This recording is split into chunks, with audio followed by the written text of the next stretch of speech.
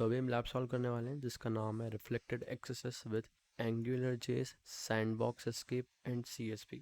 CSP मतलब content security policy और angular जेस मतलब एंगुलर जेस फ्रेमवर्क यहाँ पे यूज़ किया गया है। तो लैब पे चलते हैं, इसको मैक्सिमाइज करते हैं। फिलहाल बर्ब सूट का कोई काम नहीं। यहाँ पे आप नॉर्मल सर्व करोगे और यहाँ पे व्यू पोस्ट वगैरह देखोगे, कमेंट का ऑप्शन आएगा, बट आप यहाँ पे लैब के डिस्क्रिप्शन में पढ़ोगे। तो इस लैब को सॉल्व करने के लिए क्रॉस साइट स्क्रिप्टिंग अटैक करना पड़ेगा जो सीएसपी को बाईपास करे और एंगुलर जे सैंडबॉक्स करे और alert function document dot cookie को ट्रिगर करे। यहाँ पे आप देखोगे एक एक्सप्लॉइट सर्वर दिया है, मतलब हमें पिछला लैब जैसा ही कुछ करना है। यहाँ पे इस एक्सप्लॉइट सर्वर में कुछ ऐसा कोड लिखना है ताकि जो भी हमारे द्वारा दिया गया यूआरएल ओपन करें उसको उस यूआरएल में ही हम अपना पेलोड इम्बेड करेंगे और वो विक्टिम जो है वो ओपन कर लेगा यूआरएल और अटैक हमारा परफॉर्म हो जाएगा और डॉक्यूमेंट डॉट कुकी ट्रिगर हो जाएगा और कुकी मिल जाएगी हमें उसकी। ठीक है, इस चीज़ के लिए हमें यहाँ पे रिक्वायरमेंट है हमारे लैब आईडी की। तो सबसे पहले मैं यहाँ से अपना लैब आईडी कॉपी कर लेता हूँ, आप लोग भी कर लीजिएगा। ये लैब आईडी लिया मैंने और ये यहाँ पेस्ट कर दिया। ठीक है, that is my lab ID. इतना लैब आईडी है, बाकी हमारा यूआरएल है। ओके, अब यहाँ पे मैंने कुछ लिखा है। ठीक है, क्या लिखा है देखो आओ। यहाँ पे मैंने एक यूआरएल बनाया है, ये यूआरएल ही हमारा पेलोड है। अब इसको समझते हैं। मेरी लैब आईडी की जगह मैंने अपनी लैब आईडी डाल दी। ठीक है भाई, अब यहाँ पे dot web security academy dot net search input, ये तो था सही पहले से सर्च बॉक्स। ठीक है, अब हमें यहाँ से हमने ये जो है ना चीज़ ये यहाँ से बनाई, ये इतना हमने क्रिएट किया है। ठीक है, ये हमने बनाया है पेलोड इतना।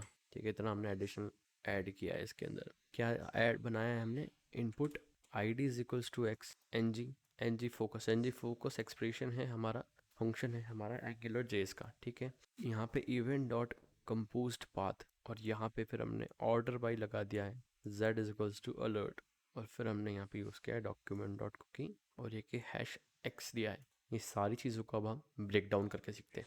सबसे पहले यहाँ पे जो यूज़ हुआ है एन जी फोकस, इसको समझो क्या है ये। देखो एन जी फोकस होता है इवेंट डॉट कंपोज्ड पाथ। ठीक है, ये इतना हमने लिखा हुआ है ये पेलोड में हमने। अब इसका मतलब क्या है, एन जी फोकस का क्या मतलब होता है कि एंगुलर जेएस का डायरेक्टिव है जो तब ट्रिगर होता है जब इनपुट फील्ड पे फोकस आता है। इनपुट फील्ड पे जब फोकस आएगा तो सबसे पहले ये ट्रिगर होगा। तो ये फंक्शन हमने यूज़ किया है। क्या ट्रिगर करना है हमको, इवेंट डॉट कंपोज्ड पाथ मतलब कि एंगुलर जेएस का जो इवेंट है। ठीक है, एंगुलर जेएस का इवेंट ऑब्जेक्ट जो यूज़ किया गया है जो कि ट्रैक करेगा डोम के पाथ को।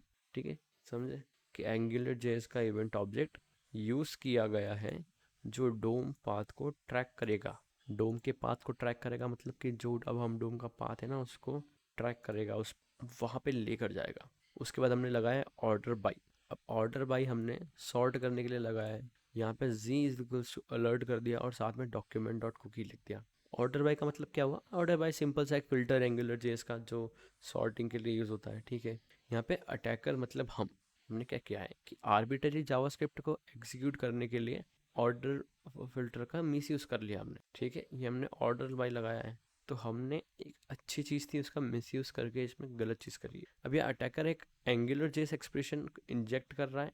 क्या इंजेक्ट कर रहा है, z इक्वल्स टू अलर्ट और document dot cookie. z equals to alert का मतलब क्या हुआ Rishi, z equals to alert का मतलब हुआ कि जावास्क्रिप्ट का एक अलर्ट फंक्शन हमने कॉल किया है। ठीक है, किसके साथ, डॉक्यूमेंट डॉट कुकी के साथ। अब कुकीज़ जो एक वही हमारी इन्फॉर्मेशन होती है डॉक्यूमेंट डॉट कुकी हमारी वही होती है, इसके अंदर हमारा सेशंस स्टोर होते हैं और भी बहुत सारी चीज़ें स्टोर होती है। सेटिंग्स हमने कैसा लास्ट टाइम विजिट किया था वेबसाइट और क्या क्या चीज़ें थी उसके अंदर, वो सारा डेटा हमारे कुकीज़ में होता है। सेंसिटिव डेटा बोल सकते हो। अब एंगुलर जेएस के एक्सप्रेशन में जब कोई डोम मैनिपुलेशन होता है जैसे कि ये फोकस वाला इवेंट जो हमने पढ़ा अभी, तो ब्राउज़र जो है हैश के बाद लगने वाले फ्रेगमेंट को डोम एलिमेंट के साथ एसोसिएट करता है। इसका मतलब समझे। अब अगर आप कहते हैं कि ऋषि मान लो कि ये समझ आ गया मुझे कि ये हमारा था इवेंट एनजी फोकस, एक फंक्शन है हमारा, फंक्शन इनपुट फंक्शन के लिए फोकस करने के लिए। ठीक है, वहाँ पे इवेंट कंपोज पाथ जो है वो पाथ को डिफाइन करने के लिए यूज़ किया है और ऑर्डर बाई हमने एक फ़िल्टर लगाया है जिसका हमने मिस यूज़ करके z equals to alert function call किया,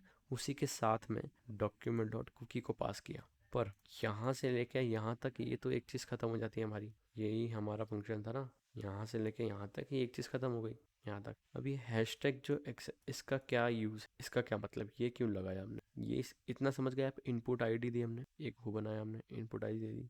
इनपुट आईडी में x n is equals to focus is equals to event dot compose path दिया, उसमें एक फिल्टर लगा है ऑर्डर बाय, जिसका मिसयूज करते हुए z इक्वल्स टू अलर्ट और डॉक्यूमेंट डॉट कुकी को हमने कॉल किया। अब जो हैश एक्स है ये ज़रूरी है, क्यों? देखो इसके लिए भी मैंने यहाँ बहुत सिंपल वर्ड्स में लिखा हुआ है कि एंगुलर जेएस के एक्सप्रेशन में जब कोई डोम, ठीक है, डॉक्यूमेंट ऑब्जेक्ट मॉडल मैनिपुलेशन होता है, जैसे कि फोकस इवेंट में मैनिपुलेट कर रहे हैं, तो ब्राउज़र क्या है, हैश के बाद आने वाले फ्रेगमेंट को डोम एलिमेंट के साथ एसोसिएट करता है।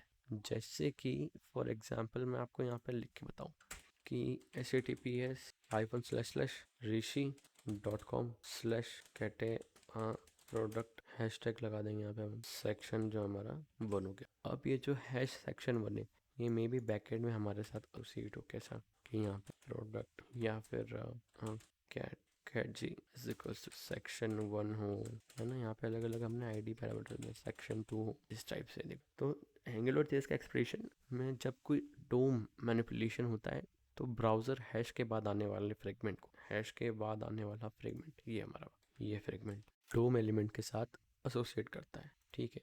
अब आप बोलोगे कि अगर मैं ये ना लगाऊं तो, अगर मैं हैश एक्स या फिर ए या जो भी वेरिएबल है वो अगर ना यूज़ करूं और वहीं तक कोड अपना पेलोड ख़त्म कर दूं तो क्या होगा? तो क्या होगा कि अगर हैश नहीं लगाएंगे ना तो जो पेलोड है वो तब तक एग्जीक्यूट होता रहेगा जब तक यूज़र इनपुट फील्ड पे फोकस ना करे, और फिर वो हमें इनपुट फील्ड पे फोकस करने के लिए यूज़र पे रिलाई होना पड़ेगा, उसका वेट करना पड़ेगा। तो हमने वो हैशटैग एक्स करके उसको ऑटोमेट कर दिया, ऑटोमेट करने में हेल्प कर दी, वरना फिर हमें इंतज़ार करना पड़ेगा कि कब मैन्युअली यूज़र खुद उस चीज़ पे या उस हमारी पर्टिकुलर चीज़ पे फोकस करेगा, ठीक है।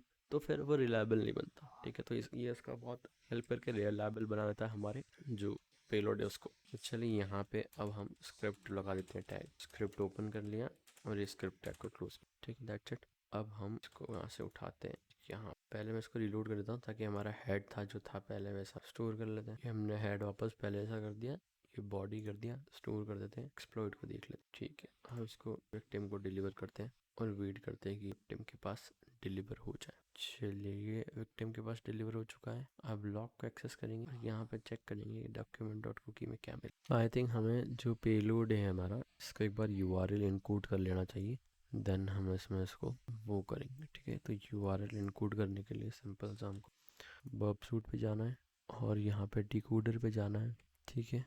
यहाँ पे इस चीज़ को हमको इनकोड एस यूआरएल पे क्लिक कर, यहाँ पे आपने यूआरएल पे इनकोड कर लिया। चलिए ये हो गया।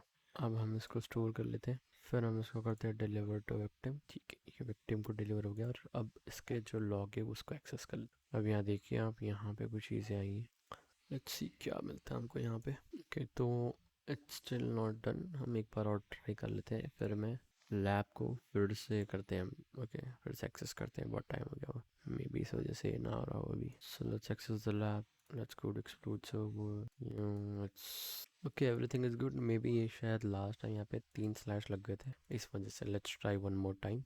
स्टोर किया, विक्टिम को डिलीवर किया और ये सॉल्व हो जाना चाहिए।